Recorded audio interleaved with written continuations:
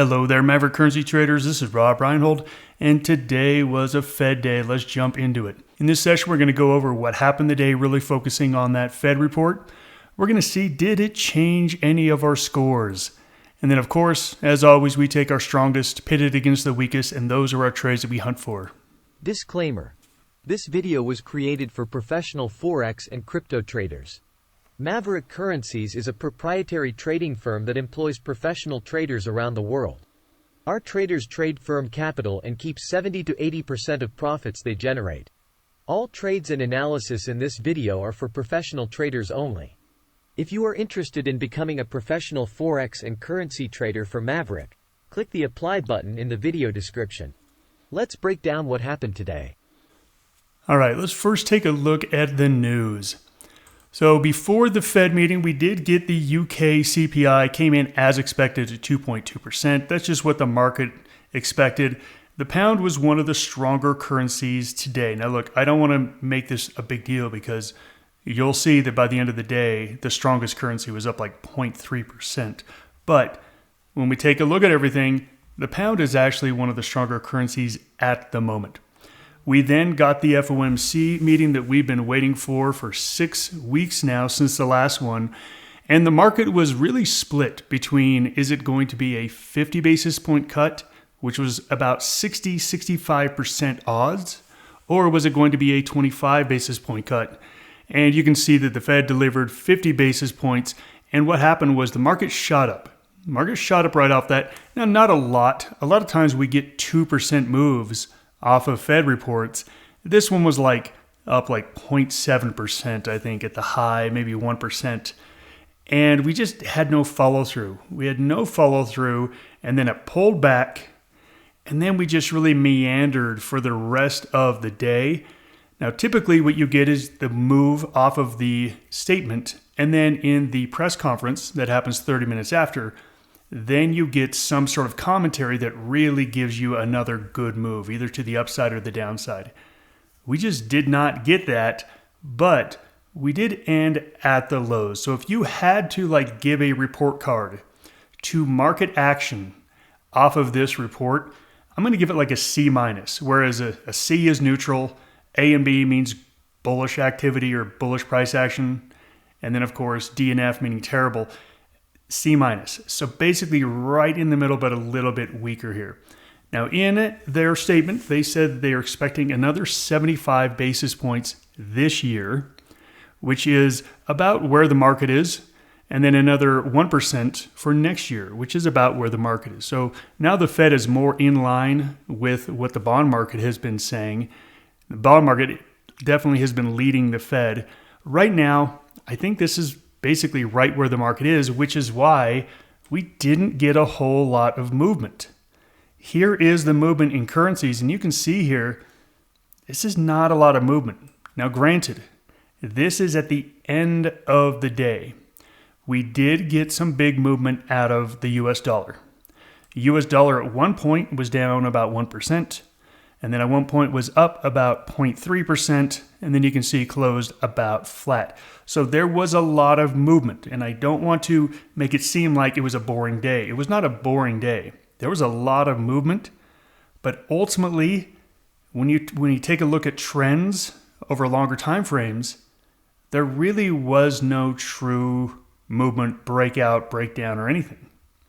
As you can see, the pound was the best currency of the day, up 0.3%. There's not a whole lot we can say about this. We come over here to equities and the commodity markets, and you can see crypto dead flat. That actually surprised me. I thought crypto was going to have a move one way or the other. Nothing. S&P, virtually nothing. Oil down 1%. Again, that's a minor move for oil. Then we take a look at the cryptos, and you can see these are tiny numbers. I mean, you do not see Bitcoin flat. Bitcoin Cash, Ethereum, all within 0.3%. Litecoin, okay, has been outperforming lately, but that doesn't mean it's good. It just means it's been outperforming. So ultimately, the question is, where does that leave us?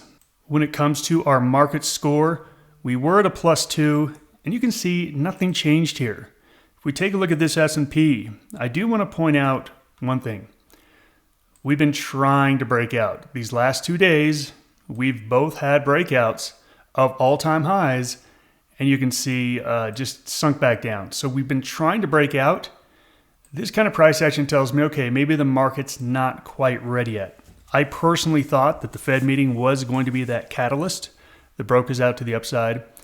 And it tells us, okay, we're not quite ready yet. The question is this a bearish set of candles? And it's not bearish yet. But we can't ignore it. We had a big run up where supply, or the demand, was clearly stronger than supply. We've now had 2 candles where we have now shifted to where there's more sellers and buyers. A red candle tomorrow would be a signal that, okay, this is a signal of a potential pullback. So if we do get a red candle tomorrow that closes something like this, I'm going to go ahead and call. We probably have a couple more days down before we get a bounce. However, if we have a green candle, here, I think that's just telling you it's basing. And the longer it bases up here, the more likely it is to break out to the upside. So I'm not ready to call this bearish yet. Tomorrow with a red candle, I will definitely call it, okay, bearish. We're going to get a pullback. But other than that, I think this market is still just looking just fine. It's just looking a little out of gas at the moment. For the next 24 hours, we do have some major reports here. Tonight, we have GDP out of the Kiwi. So if you are trading the Kiwi, you better be watching this. You better be understanding there's going to be some movement from this. About 3 hours later, we have Australia employment report. If you're looking for currencies that should be, quote, in play, meaning that have enough movement to make it justified to make a trade on it, I think you should look at Aussie and Kiwi. And then tomorrow, we have 2 central banks. We've got Bank of England early in the morning, and then we have the Bank of Japan tomorrow night. I do think the Bank of Japan is probably the best trade on the board here. I don't know if there is going to be a move, but right now there is a lot of people watching what the Bank of Japan is doing. The more people watching and worrying about it, the more likely it is you're going to get a big move. Right now, no one's really watching the Bank of England, so I don't think that's going to be that big of a move. But I do think a lot of eyes are on the Bank of Japan, which tells me that that currency could be in play as well. So let's go ahead and take a look at where we can possibly focus. And I got to admit right off front, I'm not going to be very optimistic because nothing really did anything today. I'm going to check in quickly on the cryptos first, just to really see if there is anything to do here with the cryptos. And this is a daily chart, and you can see we're actually getting less volatile. We're getting less movement. That is just not a lot of movement here on anything. So I just don't think there's a lot of opportunity in crypto here at the moment until we break out of some ranges. As you can see here, there's maybe some chances for a 1 or 2 day trade, long or short, but that is not how I like to trade cryptos whatsoever. If we take a look at currencies, I'm going to take a look at the dollar first, and I'm going to go into a 4-hour chart. And actually, I'm going to go into an even shorter term chart, just so you can see the price action we got. As I said, we were here, we dropped about 1%. We rallied back up, and you can see we're back to virtually where we started. So it's telling us, okay, there was a lot of movement, but there wasn't really any change in a trend or a direction. We take a look at like the daily chart, we're still low basing. So I'm looking for a move lower. Since the daily chart is telling me that's where the current is at the moment. But this 4-hour chart, it's a zero gets. Flat moving average, got parabolic stars basically flip-flopping, and we got RSI at 50 flattening out. That's as close to a zero as you could possibly get. If we come over here to yen, the yen is the one. I like yen long at the first of the week. And I said, look, I don't want to be long yen, but when we looked at all the other currencies, it was the only one that was giving us some signals that it had some trend to the upside. You can see it has turned back down. Ultimately, on the daily chart, you can see we are sideways, but we are trading from highs to lows. If this just hit the highs and we believe that the yen could come all the way back down to the lows. This is a decent trade. Again, I do want to stress at this point, there are no great trades at the moment. So if you are one of the traders that likes to wait for great trades, keep waiting. There are no great trades at the moment. But if we're looking for, okay, what is a decent trade here? Yen short on the belief that it's going to come down to the bottom of that range. Okay, you could definitely make that trade. Swiss franc, not interested. No, thank you. There's nothing going on here. Euro, not interested. Nothing going on. Pound, nothing yet. Okay, if the pound can break out of the range, maybe, but you can see here, that's it. Now look, you can trade range bound, but you have to be realistic. We trade from bottom of the range to top of the range. We're getting pretty close to the top of the range already, so there's not a lot of profit left on this one. Come over here to CAD, all of a sudden, hey, I like CAD quite a bit to the short side. We've had a drop. Yes, we've had 3 days of a base, but look at these red candles. These red candles are pretty bad. Telling me that likely CAD goes lower, but in the moment, the CAD is not going lower. It's basing. So for me, I am watching CAD short for sure, but that's about it. Here we got Aussie. Let me just go back to the CAD. At the moment, CAD is like a -1. It's just not doing anything at the moment. But I do love that CAD on a daily chart. Come over here to the Aussie. On a daily chart, you can see, okay, it's doing nothing. This is the daily chart. The only trade you can make here is to say, I'm going to do a range-bound trade. It's likely to trade between these ranges. It's on its way up at the moment, so it's likely to continue up to the top of the range. You've got a little bit of upside here. That's it, a little bit of upside. We take a look here at, let me go back to the 4-hour chart. But the 4-hour chart is showing some momentum. It's showing some momentum. That being said, we just had this expansion. We just came down below the parabolic SAR. We're getting a little bit of a dip in the RSI. Right now, it is not time to go long in the Aussie. And we have the same thing with the Kiwi. Look at the daily chart. Again, there's nothing great here on this daily chart. This daily chart probably looks a little better than the Aussie chart, but not much. But I go into a 4-hour chart. Same thing. We just had our run. We just came down. We hit below the SAR. We got a little decline here in the RSI. Not ready to go yet.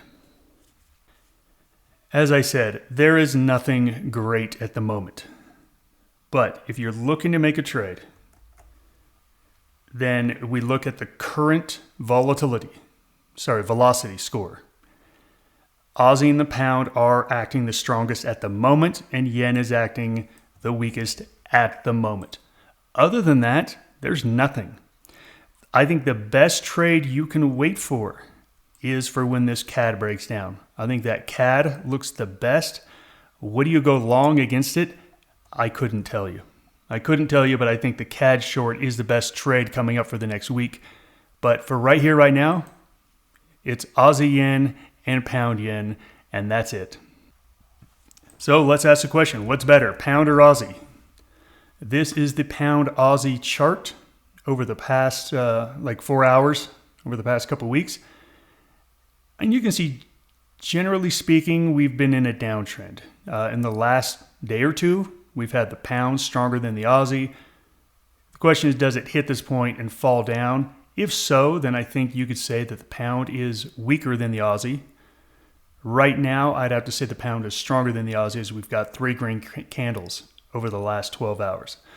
Look, it's not a great sign. I think, again, overall, this is a downtrending currency on a 4-hour chart. Again, I really couldn't even tell you which is better. If you wait for maybe 4 more hours, 8 more hours, a red candle here would be like, oh, that's a nice bear rally on pound Aussie. Aussie is stronger than the pound. But right here, right now, I think you pick one or the other. So I'm going to go, since I do think the Aussie has some juice coming up in that employment report. I will be looking at Aussie yen. And you can see Aussie yen is putting up a pretty good pattern on a 4-hour chart. Now, this is why I want everyone to be looking at multiple time frames of charts. This looks like a great chart setup. This is a nice high base. You got everything going your way, EMA going up, parabolic star going up. We hit this point and during the base, we get a back off on the RSI, which it should do. And you can see, I mean, this is great. You know, this is a great looking little pattern. You could call this a ascending triangle. You could call it a high base. Who cares what you call it? But the trend is clearly up on a 4-hour chart. However, when you take a look at like a daily chart, you look at this chart and you say, oh, well, how much upside do I really have here? You know, maybe we could run up to the next resistance at 97.60. This is where I said there's no great trades here. I mean, look at the RSI here on this daily chart. It's not even above 50 yet. We broke above this parabolic SAR, had no gas after it. It's not a great trade. It's a decent trade if you want to take the trade. Again, I would tell you to be patient and wait for a better opportunity, but I think that opportunity is probably going to be a while for when that CAD finally breaks down.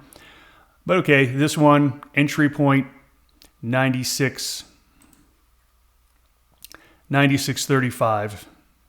And then I think you've got possible upside all the way up to, let's call it 97.50.